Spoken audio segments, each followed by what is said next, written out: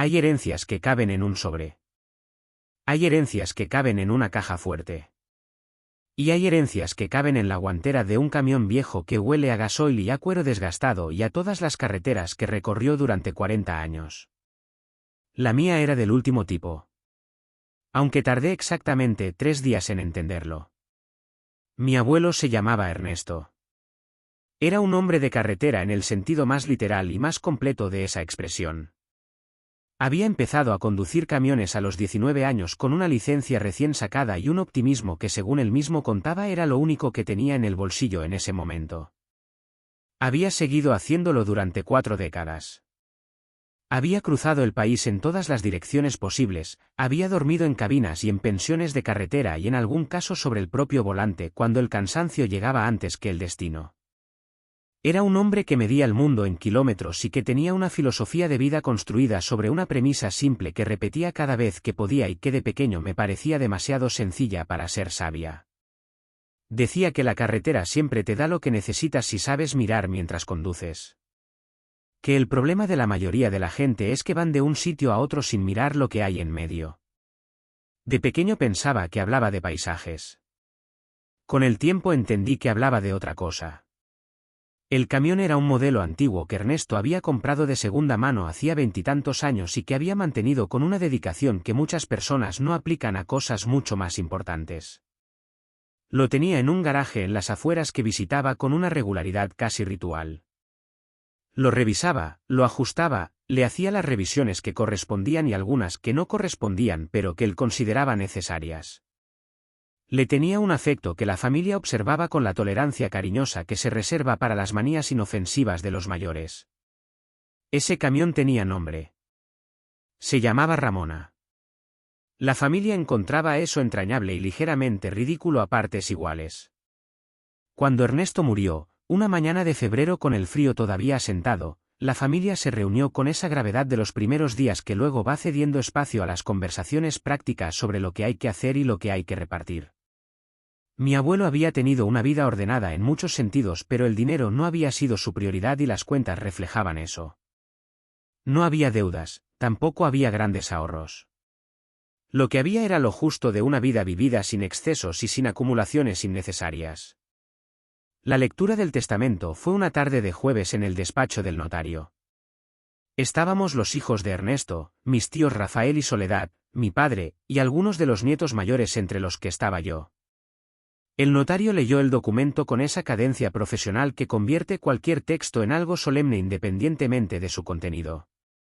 Mis tíos recibían los objetos de valor de la casa, algunos muebles específicos, el dinero de las cuentas repartido en partes iguales entre los 3 hijos.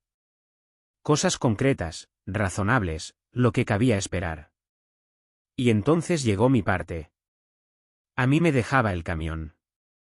¿Ramona? El camión viejo que olía a gasoil y que llevaba el nombre de una mujer que nadie de la familia había sabido identificar nunca con certeza.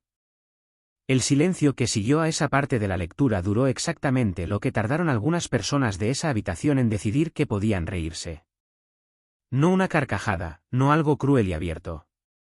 Sino esa risa contenida, de comisuras, de miradas compartidas entre quienes están pensando lo mismo y se dan permiso para expresarlo sin palabras. Mi tío Rafael dijo que era muy propio de papá. Con ese tono que mezcla el afecto con la condescendencia. Mi tía Soledad dijo que al menos tendría un recuerdo bonito de él. Con ese al menos que ya conocía de otras bocas en otras situaciones. Alguien hizo un comentario sobre los gastos de mantenimiento de un vehículo de esa edad. Alguien más sugirió que quizás lo mejor era venderlo para chatarra y quedarme con lo que dieran, que tampoco sería mucho pero algo era algo. Yo no dije nada. Firmé lo que había que firmar, recibí los papeles del vehículo, y me fui. Esa noche no fui al garaje. Fui al día siguiente, un viernes por la mañana, con la llave que el notario me había entregado y con una mezcla de tristeza y algo que todavía no sabía nombrar pero que era más que tristeza. El garaje olía a él. A Ernesto. Al aceite y al metal y a ese olor específico de los espacios donde alguien ha pasado muchas horas haciendo algo que le importa. Me quedé en la entrada un momento antes de encender la luz. Ramona estaba ahí. Grande, sólida, con esa presencia física que tienen las cosas que han sido bien cuidadas durante mucho tiempo. La pintura había perdido brillo pero no estaba descuidada. Los neumáticos estaban en buen estado. La cabina tenía ese aspecto de espacio habitado, de lugar donde alguien ha pasado horas y horas y ha dejado en cada superficie un poco de su presencia. Me subí a la cabina. El asiento del conductor tenía una forma particular, ligeramente hundida en el lado izquierdo, modelada por décadas del mismo cuerpo en la misma posición. Me quedé sentado ahí durante un rato con las manos sobre el volante sin encender el motor. Mirando el parabrisas. Pensando en todas las carreteras que ese parabrisas había visto. Entonces abrí la guantera. No porque esperara encontrar nada. Sino porque era lo que hacía uno cuando se sentaba en un coche que no conocía. Por el gesto automático de explorar. Lo primero que vi fue un sobre con mi nombre. Mi nombre escrito con la letra de Ernesto, que reconocería en cualquier parte, en un sobre blanco normal cerrado con celo. Lo abrí. Dentro había una carta escrita a mano y doblada en 3. Y debajo de la carta, cuando la saqué, cayeron otras cosas. Papeles doblados. Varios.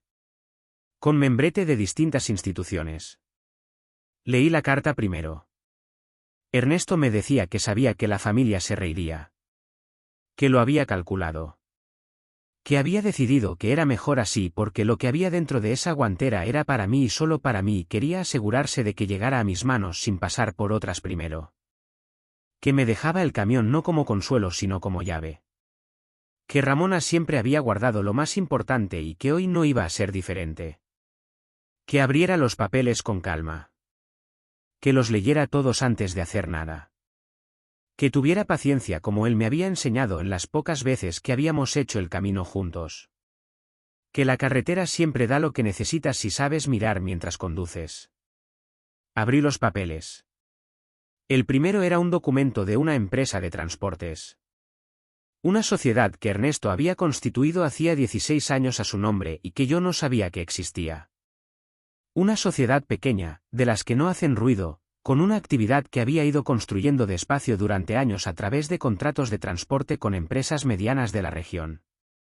El segundo era el balance de esa sociedad. Actualizado a fecha de 6 meses antes de su muerte. Con los activos detallados y las cuentas asociadas y un valor neto que cuando lo leí tuve que volver al principio para asegurarme de que estaba leyendo el documento completo y no una parte. El tercer papel era un documento notarial. La sociedad, con todos sus activos y contratos y cuentas, estaba transferida a mi nombre desde hacía 3 meses. Ernesto lo había hecho en vida, en silencio, con un notario distinto al que había gestionado el testamento. Legal, limpio, irreversible. El cuarto papel era una carta de un asesor financiero con quien Ernesto había trabajado durante años. Explicaba los activos con detalle, los contratos vigentes, los clientes establecidos, y el valor total de lo que yo acababa de heredar de verdad. No en el testamento. En la guantera de Ramona. Me quedé sentado en ese asiento hundido durante un tiempo que no supe calcular. Con los papeles en las manos y el olor a gasoil alrededor y la luz del garaje zumbando levemente sobre mi cabeza. Pensé en él. En cómo había construido eso en silencio durante 16 años sin que nadie lo supiera. En cómo había asistido a las cenas familiares donde lo llamaban el abuelo del camión viejo con esa sonrisa suya que ahora entendía de otra manera. En cómo había calculado cada paso de lo que estaba pasando en ese garaje en ese momento, incluyendo las risas del notario, incluyendo el comentario sobre la chatarra, incluyendo el sobre blanco con mi nombre en la guantera. Lo había organizado todo con la misma meticulosidad con que organizaba las rutas. Sabiendo de dónde salía, sabiendo a dónde iba, sabiendo exactamente lo que había en cada parada del camino. Llamé al asesor financiero esa tarde. La conversación fue larga y técnica y al final de ella tenía claro que lo que tenía entre manos era real, estaba en orden, y era completamente mío. Los días siguientes los pasé aprendiendo lo que necesitaba aprender sobre una empresa que era mía pero que no conocía todavía. Hubo una curva de aprendizaje que no voy a romantizar porque fue trabajo y confusión y muchas preguntas.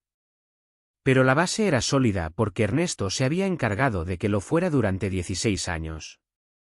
Cuando la familia empezó a enterarse, de forma indirecta primero y luego inevitable, las reacciones siguieron un patrón que ya no me sorprendía. Mi tío Rafael habló de transparencia familiar y de si no hubiera sido mejor que Ernesto lo hubiera puesto en común. Mi tía Soledad adoptó ese tono de quien no está enfadado pero claramente lo está. Hubo conversaciones sobre si había algo que reclamar legalmente y la respuesta fue que no, que Ernesto había sido extremadamente cuidadoso precisamente para que no la hubiera. No hubo grandes confrontaciones de mi parte. No las necesité. El documento notarial era más elocuente que cualquier cosa que yo pudiera decir. Lo que sí hice fue ir al garaje una semana después de todo aquello. Encendí el motor de Ramona. Lo escuché un rato. Salí a la carretera. Conduje durante 2 horas sin destino fijo, con la ventana entreabierta y la radio encendida en una emisora que probablemente Ernesto también habría escuchado. Miré la carretera. Miré lo que había en medio. Entendí por fin lo que quería decir con eso. No hablaba de paisajes. Hablaba de atención. De la diferencia entre ir de un sitio a otro como si el trayecto fuera un trámite y vivir el trayecto como si fuera la parte importante. De aprender a ver lo que está delante sin que la prisa o la distracción o el ruido de lo que esperan los demás de ti te impidan mirarlo. Ernesto había construido algo real en silencio porque nunca había necesitado el aplauso para trabajar. Había elegido a quién dejárselo basándose no en lo que yo había acumulado sino en lo que había demostrado entender. Y había empaquetado todo eso en el lugar más suyo que existía, en la guantera del camión que la familia llamaba chatarra, porque sabía que yo abriría esa guantera sin esperar nada y encontraría lo que había dentro precisamente por eso. Hay personas que te dejan dinero.